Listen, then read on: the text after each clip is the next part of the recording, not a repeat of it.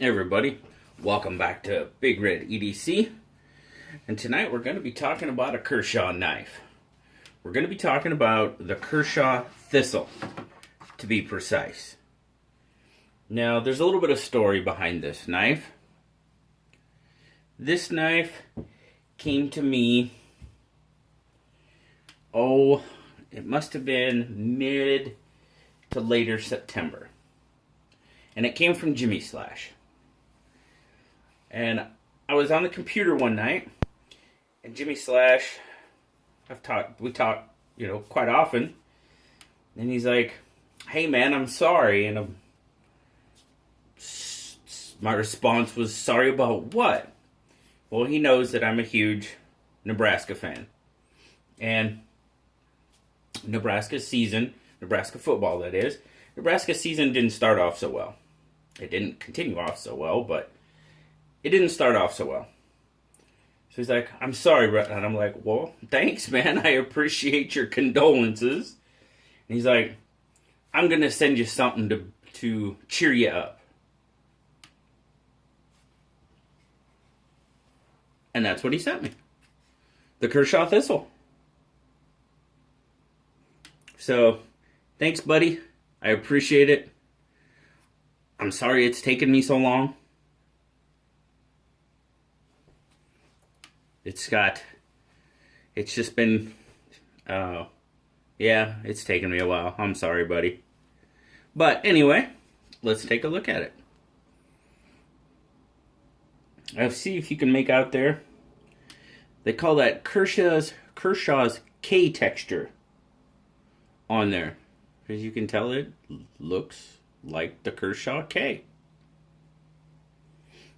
Black GFN scales. Black GFN backspacer. Stainless steel frame. Got a 4 3/8 closed length on it.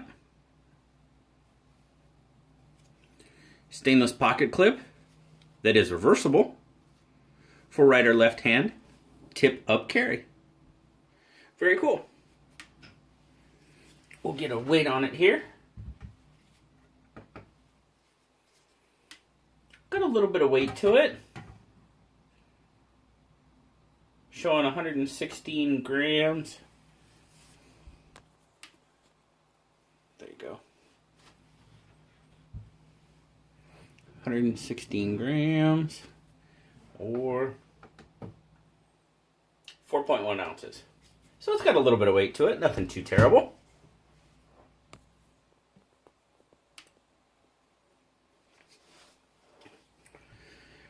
It is a manual dual thumb stud opener. Now the interesting thing about the Thistle is you have this, they call it a button lock. Well, it's really more of a button unlock because you don't have to actuate it to open the knife, but you do have to actuate it to close the knife. Now, I don't know if you can see in there, but when I push there we go, if I can get my fingers out of the way, you push the button,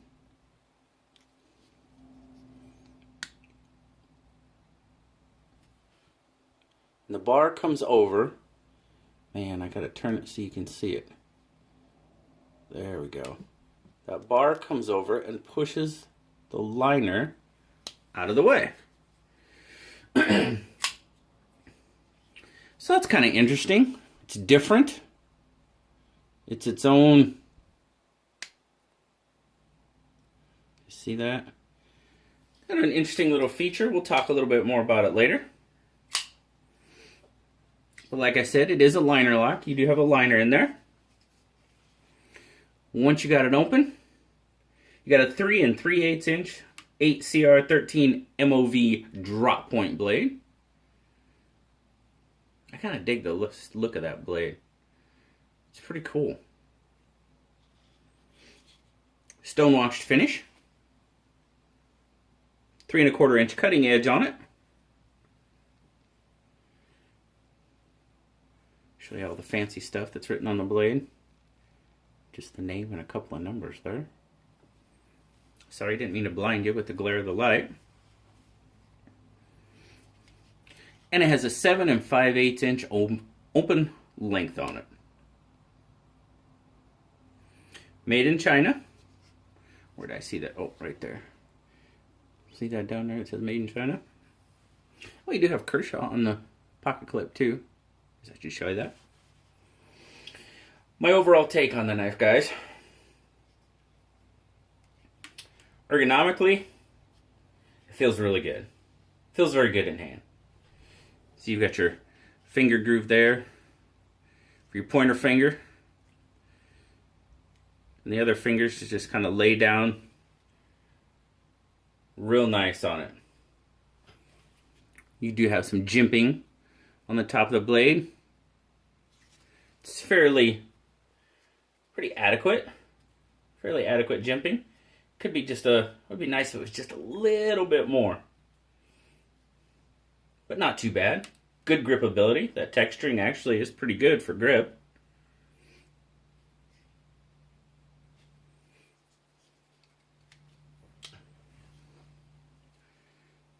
See it there. Looks like it's centered up pretty well. Get a better look in the knife there to make sure, or in the camera to make sure I'm showing you. It's centered fairly well.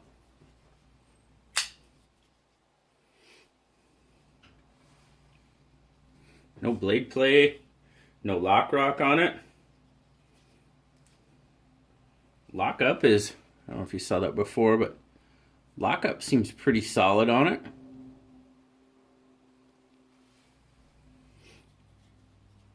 Now I was talking about that button lock, or button unlock, as the case may be. It's kind of cool. I don't know if I'm completely sold on it. Now see, you push it to get the liner out of the way. Right about there, which, I mean, you're talking 90 degrees. You actually hit that, of course, because it's pushing the liner out of the way. So that's something you just got to remember. Push it, drop it, and go. Now this, it's not going anywhere. It doesn't drop shut. Then again, it's on nylon washers. So get some more lube and stuff in there. Clean it up real good. Might be a little bit more drop friendly. Seems like a pretty solid knife. Now, you know, recently I've had some people ask for a little bit more information. So I'm going to do my best to give them that information.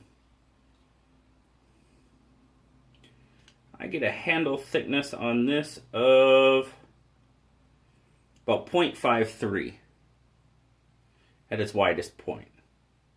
So just about a ½ inch at the widest, and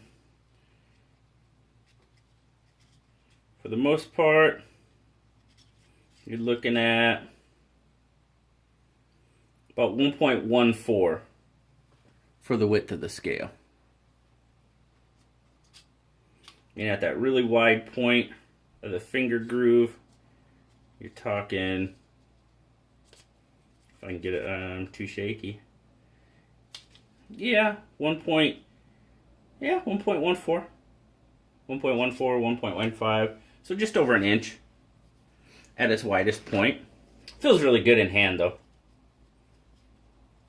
Seems like a pretty sturdy, solid knife. I've enjoyed carrying it when I have. It's made it in the rotation a few times. Like I said, I need to get in there, maybe clean it up, get a little bit more lube in there, see if we can loosen it up just a bit. Now blue gives it a 7.5 overall. He thinks the action could be a little bit smoother, you know. Kershaw, I love Kershaw knives. They're good good all-around brand. They've got some very good budget knives. I dig the blade on it. I just dig that blade for some reason. I'm usually not crazy about the wider blades, but I really like that. Fits pretty well. Now these are available on Blade HQ for $12.99. Amazon Prime for $14.79. So, overall, not a bad knife for your sub-$20 knives. Now, I know if you saw my Kubi 088 video a few days ago, I'm sorry, Kershaw, but this doesn't hold a candle to the 088 in my opinion. I mean, ball bearings, smooth action, very comfortable in hand. Yeah, I tell you what, if you that Kubi 088, that is setting the bar pretty high for sub $20 knives anymore. And I'm telling you, you all think I'm crazy, but sometimes you can get the K-bar dozers and stuff right around 20 bucks. And if you've seen what Jimmy Slash did to a Kubi knife, I mean, he did his absolute best to destroy that knife. When he was all done, tightened up the pivot screw a little bit, and it was like brand new almost. So, yeah, as a matter of fact, Kubi, I will be having another Kubi review here in a day or two. That one the 088 was so nice, man. I'm on board. I'm sold. I'm going to check the rest of them out. Or a few of them anyway. Maybe not all of them, but a few of them. We'll see. So that's coming up. A couple other things coming up. I still got to review. Oh, what do I got to review? I got to review the Tomahawk. The Artisan Tomahawk. I got to review my mini grip. That I got at Blade Show. I've got the Metamorph. The Real Steel Metamorph. I've still got that to review from the Battle Box a couple boxes ago. I don't know if you didn't see my video, I no longer am getting the Battle Box. It just wasn't EDC related enough, and I want to try to find something that's more EDC related for the channel. I got a whole lot of Sen Renmus from GearBest coming. Man, it takes a while for stuff to come from GearBest. That is definitely on the slow boat. So, but I got a bunch of them coming because on all these knives, I wanted to get back to some more of the budget knives. So that's kind of what's coming up. But there you go. That is the Kershaw Thistle. It's a good little Kershaw knife. It's for 12 bucks, 13 bucks. You really can't go wrong, honestly. I mean, are there better ones out there? Yep. Without a doubt. Kubi 088. Better. But Kershaw Thistle, it's a pretty good knife. Thank you all for watching. I greatly appreciate it. Until next time, I'll talk to y'all later. Bye-bye.